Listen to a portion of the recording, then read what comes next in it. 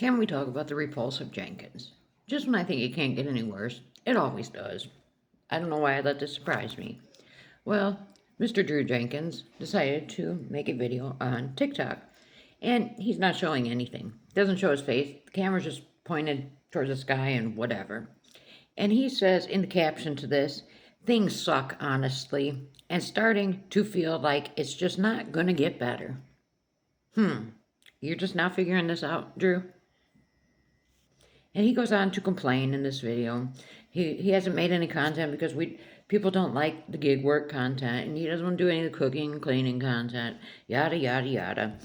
And he has finally come to realize that more people dislike them than he thought.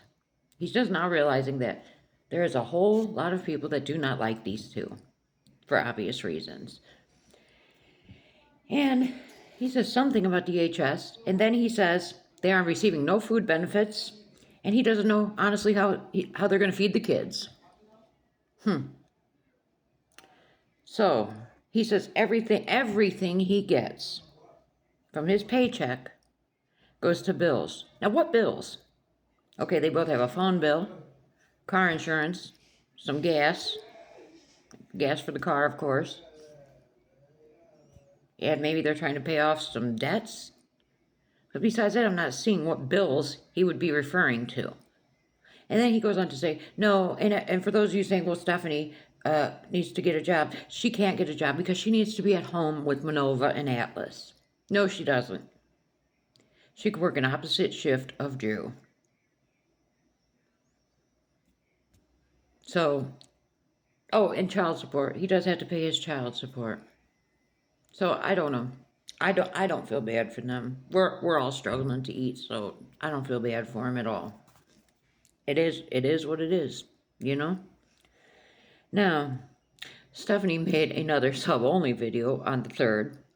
She was going strong for a couple days there, and it was just another video where she was talking about her daily devotional and something about prayer. I don't know. I didn't even want to listen to it because I'm thinking, this is her trying to rebrand herself, I believe. And this rebrand isn't working. We see through it. She can sit and say all she wants, that she's this Christian and this and yada, yada, yada. But she refuses to do what she needs to do for her children. Bottom line. And until she does that, I'm not going to change my opinion on her. Then she also mentions in a separate video, she also mentions people calling the case line, as she says. And she says she had also made, she had prayed, and she wanted to see herself through other people's eyes, how they see her. So she began watching content of families in similar situations to hers. And she knows that, when you keep talking about these things like poverty and, not being able to afford this or that and food or whatnot, if you've never been through it, it does look like it's just excuses, like they're just looping excuses. And she knows she's not making excuses. Stephanie is 100% making excuses. She always has some excuse why she cannot go get a job, which would give her, as I say all the time, a guaranteed, verifiable income, which would look very good on a rental application. Without that guaranteed, verifiable income, they are not going to get out of that shelter, period. But she refuses to see this logic. Then this is going to kill you. She says that recently she wanted to call about the welfare of a child. And she actually did, the way she made it sound. As she was going through the things on the phone that they were asking her, the questions and this and that. And I can only imagine, how many children is Stephanie around that she would be concerned about? Deshawn. I bet you any amount of money that's who she called about, trying to report Desiree for who knows what. Because what other child would Stephanie be concerned enough about to call CPS?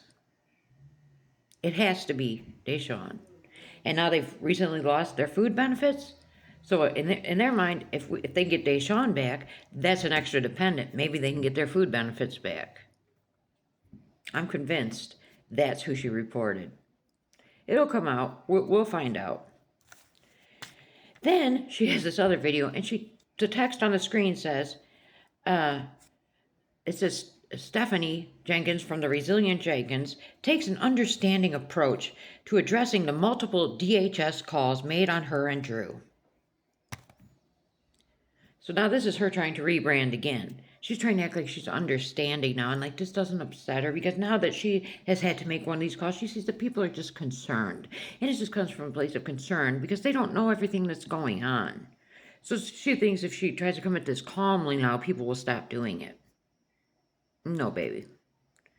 Until you give them kids a clean house, apartment, whatever, to live in, somewhere besides that shelter room, and until you start addressing Atlas's medical needs, a nonverbal, non-potty trained 3.5-year-old, he needs medical attention. And she believes, though, that here's another clue as to I bet it was Deshawn. In this video, she says, when people make these calls, it should be somebody that has in-person interactions with the child. Like teachers, church members, neighbors, whatever. So, what child does she have in-person interactions with? Yep, Deshawn. I bet you it's going to come out that she tried to report Desiree for something. I can feel it. I know I'm onto something with this. I just know it. Anyways, then she made this other post over on the FB. And it's just a bunch of word salad again. Someone said, quote, well, you switched up your vibe quick, unquote, laughing emoji. Dang, I'm going to take that as a compliment because I feel like this inner work and healing process is taking forever. The time we've been in this motel, she means shelter, I think she means has been like healing boot camp for me. I've had to face myself, my faults, weaknesses, strengths, all of it. I've realized I just didn't really like myself much. Well, we don't like you much either, Stephanie, so hey, that's something we can agree on. I always pictured myself being, I'm sorry, I lost my place here. Give me 1 second. Okay. I always pictured myself being the mom that had the welcoming, well-equipped home for any and every child that needed a safe space, but that safe space had to start inward first. Another thing, and I did mention it multiple times at the time, I got PPD, postpartum depression, pretty bad around 2.5 months.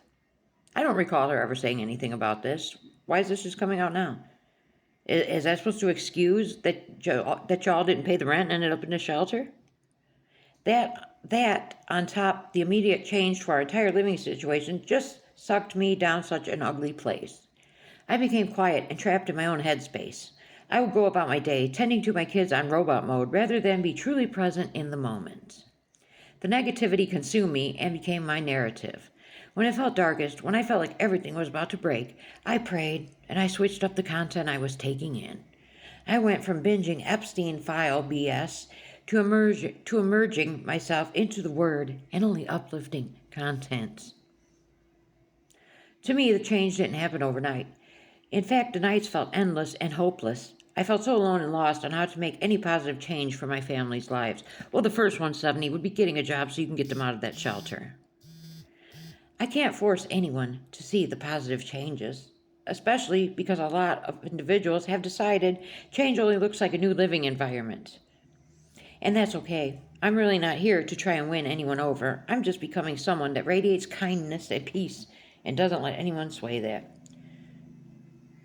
No, Stephanie, we have seen zero changes in the entire time you've been on the internet. 2-3 years now? We have seen zero change in you.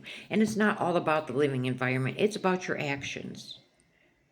And her actions have not changed at all. And especially since being in this shelter. She refuses to take the actions that she needs to that will get her children out of that shelter. And that is selfish and disgusting.